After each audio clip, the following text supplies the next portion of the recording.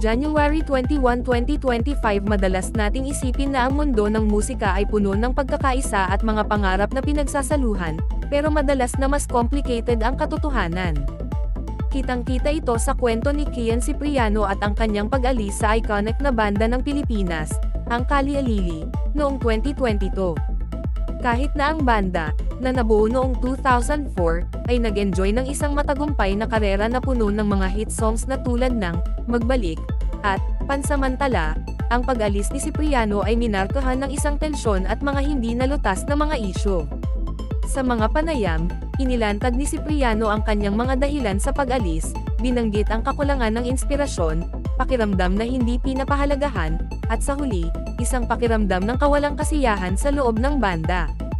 It's hard to stay in a place where you're not happy anymore, where you're uninspired, and where you don't feel valued and respected, pagbabahagi niya.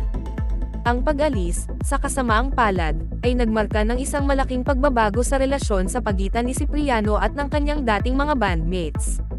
Kahit na nakipag-ugnayan siya sa kanila, ang kanyang mga pagtatangka sa komunikasyon ay sinalubong ng katahimikan.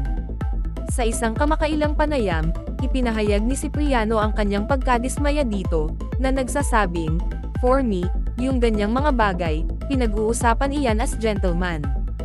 Binigyang diin niya ang mahabang kasaysayan na kanilang pinagsamahan, at ang pangangailangan para sa bukas na komunikasyon, lalo na kung isasaalang-alang ang pangmatagalang pamana ng banda.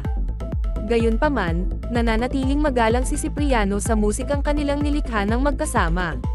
Nilinaw niya na patuloy niyang pinahahalagahan ang banda at ang kanilang musika, na sinasabi, "Naniniwala ako na bawat miyembro ng banda, may karapatan na tugtugin yung bawat kanta na kasama siya." Binibigyang diin niya na ang mga kanta ay produkto ng sama-samang pagsisikap at ang magic ng banda, na kinikilala ang kanilang kolektibong kontribusyon.